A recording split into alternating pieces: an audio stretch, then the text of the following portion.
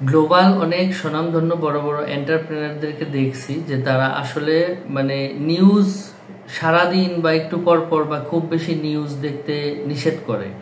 মানে ঠিক আছে, দিনে 5-10 মিনিট জাস্ট খোঁজ খবরটা নেওয়া যে দেশে কি হলো, কি চলতেছে এবং দেশ কোথায় যাচ্ছে, শুধু এই ইনফরমেশনটা ব্রেনের ভিতর ঢুকানোর জন্য যতটুকু নিউজ দেখা দরকার ঠিক ততটুকু নিউজ দেখতে বলছে। বাট একদম সকালে ঘুম থেকে উঠে আধা ঘন্টা নিউজ, বা গাড়িতে ট্রাভেল করার সময় সারাক্ষণ, সন্ধ্যার সময় অফিস থেকে ফেরার সময় সারাক্ষণ, বা রাতে ঘুমানোর আগে বিছানায় শুয়ে শুয়ে নিউজ দেখা, মানে নিউজ এডিক্ট হওয়া।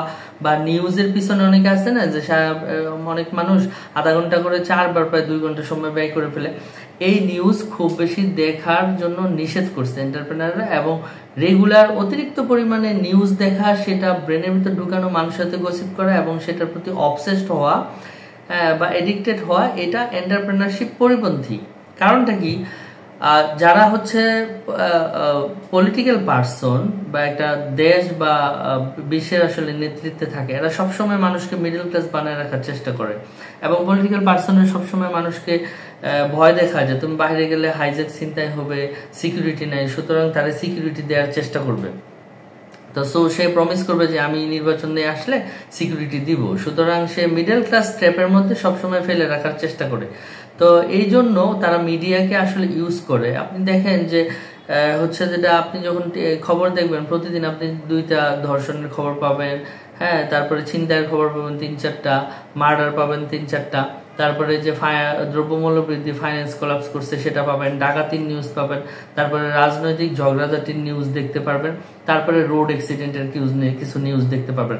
তো এই নিউজগুলি দেখার পরে আপনার কাছে মনে হবে যে আরে মানুষের জীবনের নিরাপত্তা কোথায়, যে রাস্তায় মানুষ মরে গেল, বা একটা মেয়ের নিরাপত্তা কোথায়, তারে রেপ করে ফেললো, বা বাসার ভিতরে আমি নিরাপত্তা কোথায়, ডাকাত এসে হচ্ছে যেটা যে ডাকাতি করে চলে গেল, দ্রব্যমূল্য বাড়তেছে, এখন কি হবে, হ্যাঁ, কিভাবে এফোর্ড করব। তো আপনার সবকিছু মিলে একটা ভিকটিম মেন্টালিটি পরিণত হয়ে যায়। আপনি যদি মাসে 30 দিনে সেম নিউজ দেখতে থাকেন, আপনি 100টা মার্ডার, 50টা রেপ এবং হচ্ছে যেটা যে আপনি 100টা রোড অ্যাক্সিডেন্ট দেখে আপনার কাছে মনে হবে যে না, আপনি আর প্রোডাক্টিভ কিছু নাই, আপনার লাইফের সিকিউরিটি নেই, আপনি স্বপ্ন দেখা ভুলে যাবেন, আপনি লাইফে যে কিছু করবেন সেটা সাহস পাবেন না, এবং আপনার কাছে একটা ভিকটিম মেন্টালিটি এস্টাবলিশ হবে।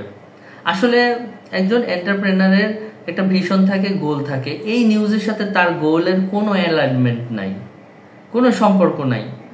মানে রোড অ্যাক্সিডেন্ট একটা মারা গেছে, মারা যাইতেই পারে, তার সাথে তো আমার বিজনেসের গোলের কোনো সম্পর্ক নাই।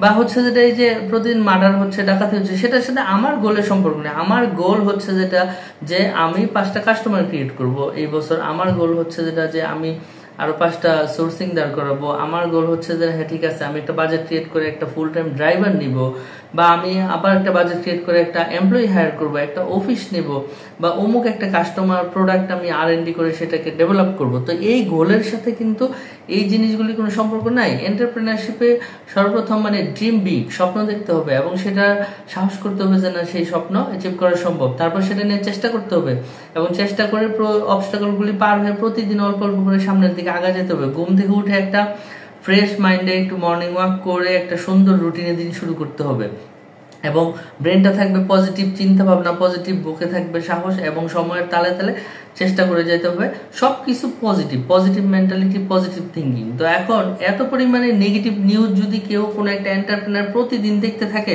তাহলে তার এই এন্টারপ্রেনারশিপের জন্য যে যোগান, মানে পজিটিভ চিন্তা ভাবনা, সেটা ব্রেন থেকে চলে যায়। সে নিজে ভিকটিম মেন্টালিটি পোষণ করে, মিডল ক্লাস ভিকটিম মেন্টালিটির মধ্যে সে আবদ্ধ হয়ে যায়, এবং সে নিজেই যদি ভিকটিম মেন্টালিটি থাকে তাহলে সে কিভাবে প্রডিউস করবে, কিভাবে সে হচ্ছে যেটা যে এন্টারপ্রেনারশিপ করবে, বা কিভাবে সে হচ্ছে যেটা তার লাইফ কেরিয়ারকে সে উইন করবে? ইম্পসিবল।